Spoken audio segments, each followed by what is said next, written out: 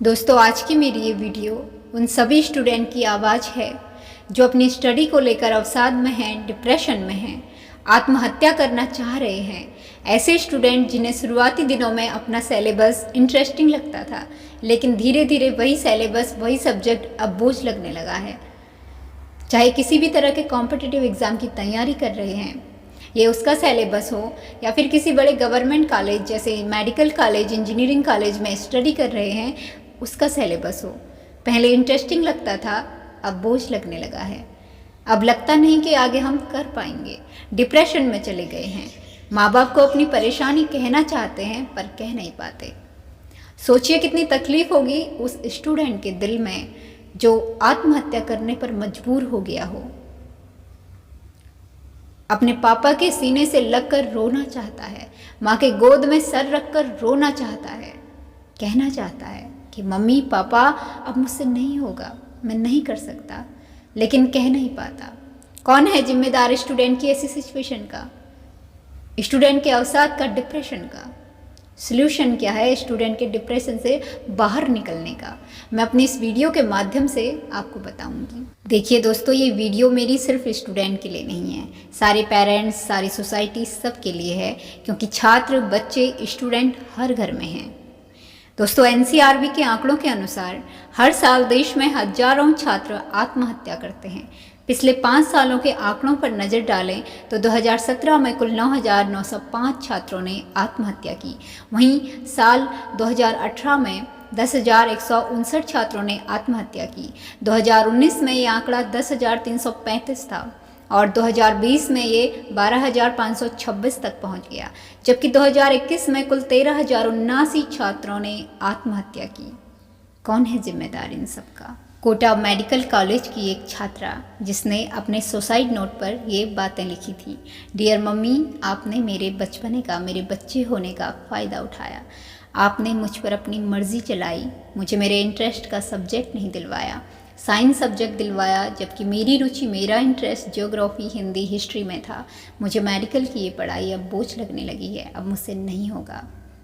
आपने मेरे बचपने का तो फ़ायदा उठाया, लेकिन मेरे जो और 2 छोटे भाई बहन हैं, प्लीज़ उनके साथ ऐसा बिल्कुल भी मत कीजिएगा। उन्हें उनके इंटरेस्ट का ही सब्जेक्ट दिलवाइएगा। देखिए दोस्तों, अगर किसी भी फील्ड या फिर किसी भी सब्जेक्ट में आपका इंटरेस्ट नहीं है तो उस फील्ड और उस सब्जेक्ट को लेकर आप कुछ भी नहीं कर पाएंगे, क्योंकि जहाँ इंटरेस्ट नहीं होता ना, वो चीज़ फिर धीरे धीरे बोझ लगने लगती है। और जहाँ इंटरेस्ट होता है वहाँ हम दिल से काम करते हैं, और जहाँ दिल से काम होता है वहाँ सफलता बाहें फैलाए खड़ी रहती है। चाहे उस फील्ड में, उस सब्जेक्ट में आपका नॉलेज 0 है, लेकिन इंटरेस्ट है तो आप अपनी मेहनत और लगन से नॉलेज भी हासिल कर लेंगे और पारंगत भी हो जाएंगे। भले ही मुश्किलें आएंगी, असफलताएं मिलेंगी, हार का सामना करना पड़ेगा, लेकिन आपका हौसला और विश्वास आपको कभी हारने नहीं देता। दोस्तों, जब स्टूडेंट लाइफ में एक बच्चा अपना पहला कदम रखता है तो उसे एक सही मार्गदर्शक की आवश्यकता होती है, क्योंकि उस वक्त बच्चा मेंटली मैच्योर नहीं होता, वो अपने डिसीजन नहीं ले सकता। सही क्या है, गलत क्या है, ऐसे में उस बच्चे के, स्टूडेंट के पहले मार्गदर्शक उसके माता पिता होते हैं। बच्चे की फीलिंग को समझना, उसके इंटरेस्ट को समझना कि किस सब्जेक्ट में उसका इंटरेस्ट है, उसे क्या अच्छा लगता है, क्या बुरा लगता है, उसकी इन सभी बातों को समझना, ये जिम्मेदारी माँ बाप की है। देखिए, यहाँ पर मैं सभी पेरेंट्स को एक बात कहना चाहूँगी कि पड़ोसी का बच्चा ये कर रहा है, तेरे मामा के लड़के ने देख कॉमर्स ली है, तेरी बुआ की लड़की ने देख मैथ्स ली है, तेरे चाचा के लड़के ने देख साइंस ली है, देख हमारे पड़ोसी के बच्चों को कोई डॉक्टर की पढ़ाई कर रहा, कोई इंजीनियरिंग की पढ़ाई कर रहा, तू भी यही कर। ये कहना छोड़ दो। अपने बच्चे की तुलना, कंपैरिजन किसी और के बच्चे से करना छोड़ दो। हर बच्चा यूनिक है, हर बच्चे में कोई ना कोई स्पेशलिटी, विशिष्टता जरूर होती है। आपको ज़रूरत है अपने बच्चे की इस विशिष्टता को पहचानने की और उसे सही दिशा, सही डायरेक्शन दिखाने की। आपकी जिम्मेदारी है कि आपका बच्चा कहीं गलत संगति में, गलत व्यसनों में तो नहीं, कहीं अपना वक्त गलत जगह तो बर्बाद नहीं करता। ये सब देखना, ये जिम्मेदारी है आपकी, ना कि अपनी मर्जी उस पर थोपना। मैं सारी सोसाइटी के लोगों से भी ये कहना चाहती हूँ कि आप दूसरे के बच्चे को जज करना बंद करो। अरे ये तो ऐसा, ये तो वैसा। अरे वो हमारे पड़ोसी का बच्चा गवर्नमेंट जॉब की तैयारी कर रहा था, क्या हुआ उसका, घर वापस आ गया।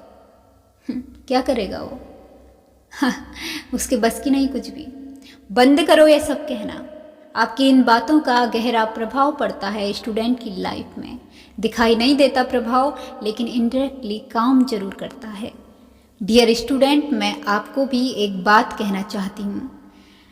किसी के भी दबाव में आकर या किसी की भी देखा देखी करके आप उस फील्ड या उस सब्जेक्ट को ना चुनें जिसमें आपका इंटरेस्ट ही नहीं है। नहीं तो आप भी उन स्टूडेंट की श्रेणी में आ जाएंगे जो डिप्रेशन में हैं, आत्महत्या कर रहे हैं। देखिए कुछ स्टूडेंट क्या करते हैं, अपने दोस्तों की या फिर किसी की भी देखा देखी करके या फिर अपने माँ बाप की खुशी के लिए अपना करियर बनाने को ऐसा फील्ड चुन लेते हैं जहाँ उनका इंटरेस्ट ही नहीं है।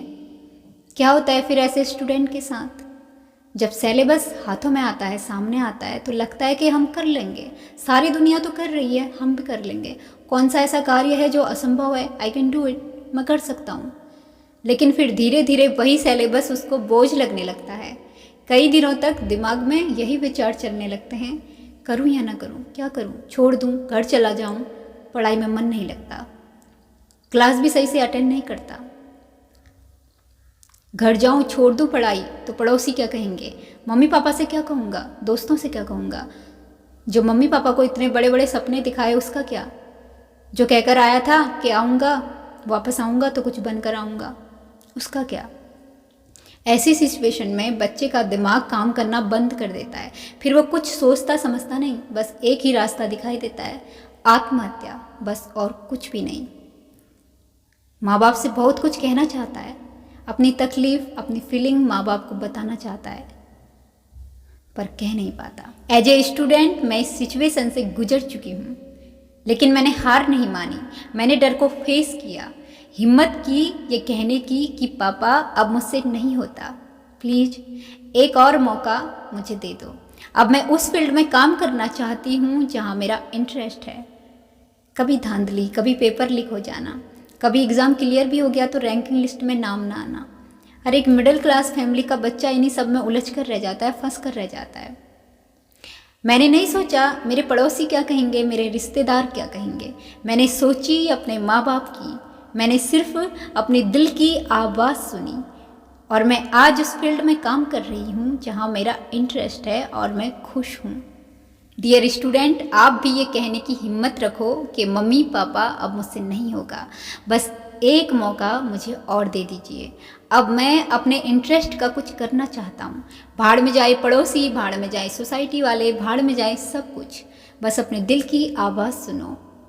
अपने माँ बाप के बारे में सोचो, क्या करोगे आत्महत्या करके? किसी का कुछ नहीं बिगड़ेगा, बिगड़ेगा तो आपका बिगड़ेगा, आपके माँ बाप का बिगड़ेगा, आपको ताना देने वालों का, बातें सुनाने वालों का कुछ नहीं बिगड़ेगा। मैं पेरेंट्स को यहाँ पर एक बात और कहना चाहती हूँ कि अगर आपका बच्चा ये कहता है कि मम्मी पापा अब मुझसे नहीं होता, मैं नहीं कर सकता, तो उसकी फीलिंग, उसकी भावनाओं को समझने की कोशिश करो। उससे प्यार से पूछो कि बेटा तुम्हें प्रॉब्लम क्या है। उसकी प्रॉब्लम समझने की बजाय ये मत कहो कि बेटा यू कैन डू इट, तू कर सकता है, वो नहीं कर सकता। ऐसी सिचुएशन में बच्चा मेंटली पूरी तरह डिस्टर्ब हो जाता है, उसकी दिमागी हालत बहुत नाजुक होती है। आप उसे प्यार से ट्रीट करें, प्यार से समझाएं बुझाएं। आपके बच्चे की जान, आपके स्वाभिमान, आपके बच्चे के भविष्य से बढ़कर तो नहीं है ना। इसलिए थोड़ी देर के लिए अपने स्वाभिमान को दरकिनार करके अपने बच्चे को समझने की कोशिश करो। और मैं फिर से सोसाइटी के लोगों को ये बात कहना चाहूँगी कि अगर आपके पड़ोस में ऐसा कोई स्टूडेंट है जो इस सिचुएशन से होकर बाहर निकला है, अब कुछ और करना चाहता है, तो उसे ऐसे ट्रीट मत करिए कि जैसे वो कोई कैदी है। स्टूडेंट है, वो कोई कैदी नहीं, उसने कोई गलत काम नहीं किया है जो आप उसे ताने देंगे, जो आप उसको दो चार बातें सुनाएंगे। आपकी भी जिम्मेदारी बनती है उसकी फीलिंग को समझने की। उसे देखकर ऐसा मत फील कराइए उसे कि जैसे आप उसका मजाक बना रहे हैं, क्योंकि आपके खुद के घर में भी बच्चे हैं। किसी को सपोर्ट नहीं कर सकते आप, तो उसका मनोबल भी मत गिराइए। और दोस्तों, अंत में मैं आपको एक बात कहना चाहूँगी, कोई भी सब्जेक्ट या कोई भी फील्ड छोटा या बड़ा नहीं होता, अच्छा या बुरा नहीं होता। छोटी या बड़ी हमारी खुद की सोच है, हमारा नज़रिया है। अपनी सोच में बदलाव लाइए, समाज में बदलाव खुद आ जाएगा।